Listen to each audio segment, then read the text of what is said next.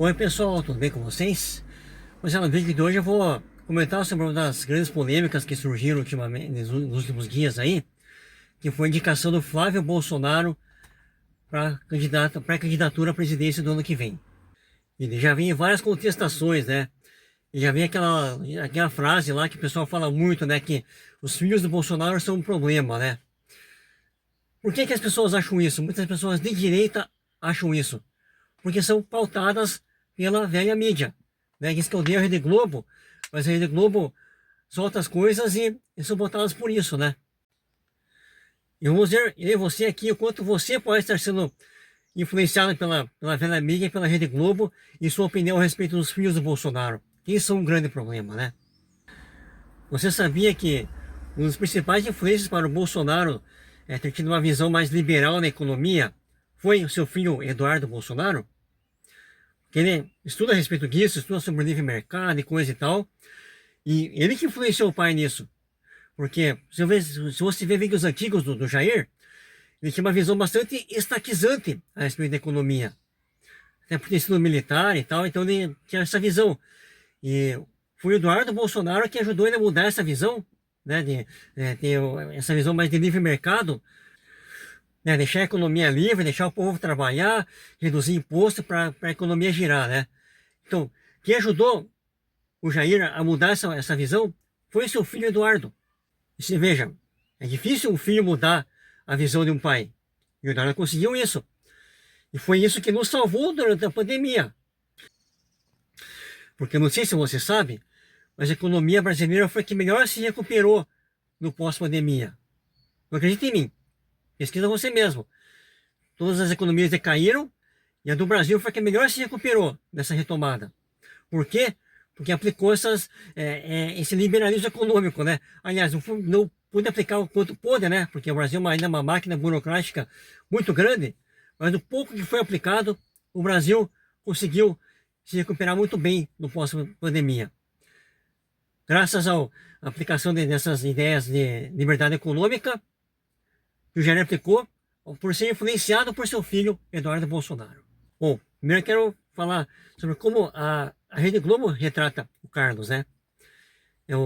Tempo que ainda assisti um pouco a Rede Globo ali, eu via quando tinha alguma notícia a respeito do Carlos Bolsonaro ali, o que aparecia? Aparecia o Carlos Bolsonaro de bermuda, camiseta e chinelo olhando os papéis ali, né? Sabe qual que é o nome disso? O nome disso é fotojornalismo. Qualquer coisa que aparecia, algumas semanas depois, a mesma imagem ali do Carlos, de bermuda, camiseta e chinelo. O Carlos, ele é vereador, né? Seria muito fácil colocar ali uma imagem dele de terno e gravata. O que é isso? O fotojornalismo. Né? Em vez de colocar a imagem dele de terno e gravata, coloca ele nesses trajes. Para quê? Para induzir o pensamento, né? Não, aí o cara aí é um moleque, né? Tá de bermuda e camiseta, quer se meter em assunto importante da nação brasileira, né? Será mesmo que você não foi influenciado pela Rede Globo na sua percepção a respeito do filho do Bolsonaro? E ainda sobre o Carlos, né? As pessoas ignoram totalmente o fato de que ele foi um dos grandes responsáveis pela campanha histórica de 2018, né? Com pouquíssimos recursos, no partido nanico, ainda foi possível levar essa candidatura adiante graças ao trabalho do Carlos Bolsonaro nas redes sociais do pai. Agora se junta aí dois méritos, né? Um do filho Carlos, outro do filho Eduardo, né? Um que conseguiu colocar o pai lá dentro e um que, de certa maneira, influenciou o pai a melhorar a economia do Brasil, tendo mais liberdade econômica. Você imagina se não fosse por esses dois. Quem seria o nosso presidente? Seria Fernando Haddad. Imagine Fernando Haddad comandando a nação durante a pandemia. Não vão pro quesito economia aí. Ah, a arrecadação tá pouca. Aí o que ia falar? Vamos arrecadar mais, cobrar mais imposto. Mas, presidente, o povo já está saturado, não tem empresa fechando, tem gente sendo demitida, como é que eu vou cobrar mais imposto? Vamos cobrar imposto nos vira-lata na rua. Vai lá, Receita Federal lá, chega na rua ali, enquadrando. Vira-lata caramelo. Você pagou seus impostos hoje? Então, de onde que o Brasil ia tirar recurso para se recuperar como o Brasil se recuperou com o presidente Jair Bolsonaro? Como é que seria com o Haddad? Quem nos livrou disso foram dois filhos do Bolsonaro, o Carlos e o Eduardo. São duas pessoas, como eu e você, que têm suas qualidades, seus defeitos, podem ter seus equívocos, né, podem, às vezes, tomar decisões que nós podemos achar erradas, né, por não termos as informações que eles têm. Um defeito que eu vejo do Carlos é que ele é meio ranzinza, né? De fato, ele não herdou o carisma do pai. Quem mais herdou isso aí, na minha visão, foi o Eduardo, né? Até eu via no Eduardo Bolsonaro um sucessor ideal do pai aí, mas nas atuais circunstâncias não tem como ele suceder o pai. E aí que chegamos no Flávio Bolsonaro. E quando saiu o lançamento dessa pré-candidatura do Flávio, já teve gente falando, entregou tudo pro Lula, né? Por quê? Porque o Flávio tem muita rejeição. Nós vamos pensar um pouco. O Lula não tem rejeição? Você por aí, o povo gosta do Lula? Tem que começar a pensar um pouco, né, nessas ideias preconcebidas que colocaram na sua cabeça. Que pelo fotojornalismo foi colocado na sua cabeça. Vamos pensar em dois assuntos aqui. Primeiro, segurança pública. É uma coisa que é caro para o brasileiro. O brasileiro não aguenta mais ser roubado, ser assaltado, não ter segurança. O bandido rouba num dia, no outro dia já está solto, né? Ou nesse quesito, quem vai ter mais rejeição? Aquele que defendeu o crime organizado? Aquele que defende que o bandido vai lá e possa roubar para ter sua cervejinha? Ou um senador, que é o presidente da Comissão de Segurança Pública do Senado, né? Talvez a Globo não te informou disso, mas ele é esse presidente e tem feito um ótimo trabalho. Quem vai ter mais rejeição do povo brasileiro? Um outro assunto, né?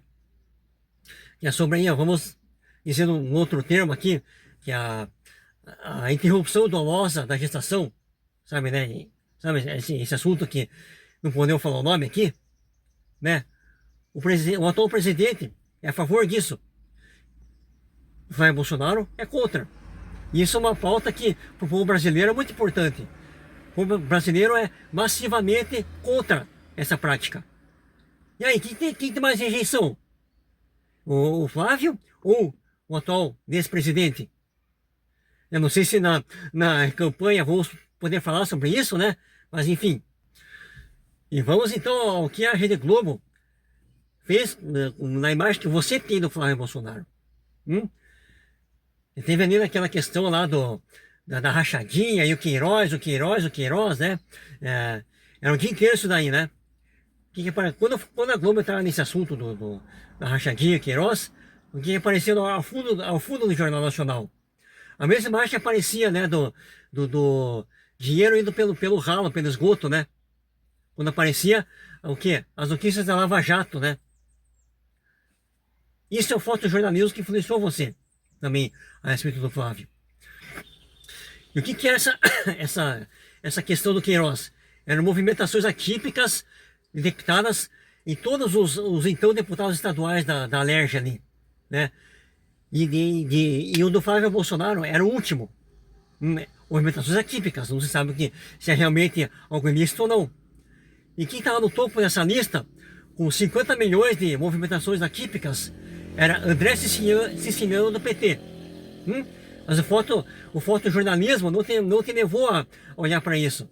Tanto que esse próprio deputado, até pouco tempo atrás, ainda era presidente da Alerj, né? Por quê? E as pessoas não sabem disso, por quê? Porque o fotojornalismo levou a prestar atenção no último dessa fila, dessas movimentações atípicas, que era o Flávio. E no meio disso tudo entrou aquela narrativa, né? De que foi enterrada a CPI da Lava Toga, porque o Bolsonaro fez um acordão ali com o pessoal do Supremo para não encostar no filho dele, né? E por isso foi enterrada a Lava Toga, né? E assim, se dizia na época que a Lava Toga ia resolver os problemas do Brasil, né? Se tivesse saído a CPI da Lava Toga, o Brasil seria outro hoje, né?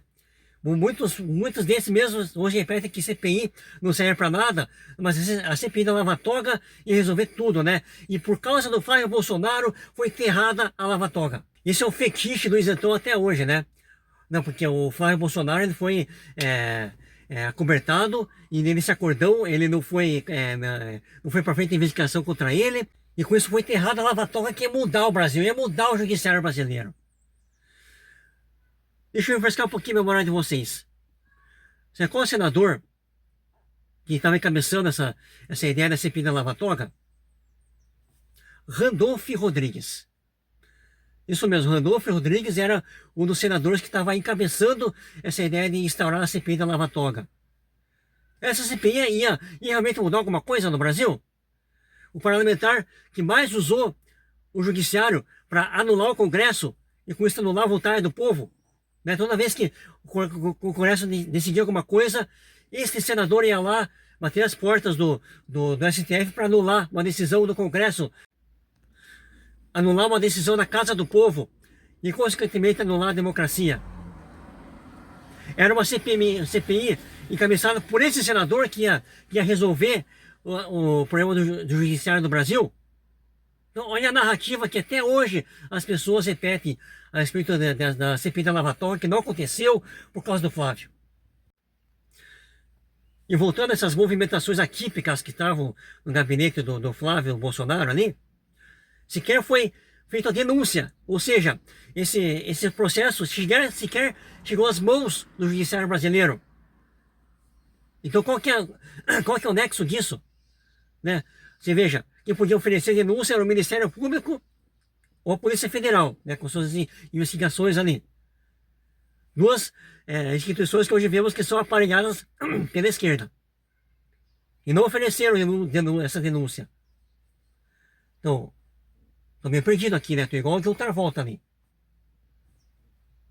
Mas tem muita gente de direita que acredita até hoje que realmente o Flávio devia muita coisa ali nessa questão do Queiroz e a rachadinha, e que havia um acordão de que não era para mexer nos filhos do Bolsonaro, então por isso que ficou tudo embaixo dos panos. Parece que esse acordo não existe mais. O que o judiciário está fazendo com o Eduardo Bolsonaro? Né? Se tivesse aqui no Brasil, ele teria na cadeia também, provavelmente, né? Então, o primeiro convite que eu faço para você que está me assistindo até aqui é esse, né? O quanto que a sua visão a respeito dos filhos do Bolsonaro foi influenciado pela Rede Globo, que você tanto quis odiar, você tanto quis rejeitar. Outro convite que eu faço é, independente de quem ganhar a eleição em 2026, quem for candidato ou quem for eleito em 2026, a gente pare com esse pensamento de que é o presidente que vai mudar toda a situação que nós temos agora. O que nós estamos passando aqui é fruto de uma tomada de espaço da esquerda que vem de 60 anos já que estão fazendo esse trabalho. E a gente quer que o presidente resolva tudo, né? Eles ocuparam as universidades, ocuparam as escolas, ocuparam toda a educação em todos os níveis, ocuparam o jornalismo, ocuparam o direito, ocuparam tudo, e agora a gente quer que o presidente resolva isso, né? Cabe a nós fazer a nossa parte de ocupar esse espaço que está ocupado por eles.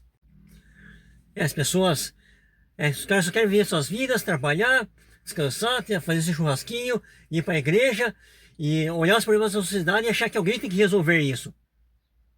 E aproveitando, já que você é uma pessoa que vai à igreja, então pare de simplesmente ir à igreja, né? Ir lá no domingo, esquentar o banco e voltar.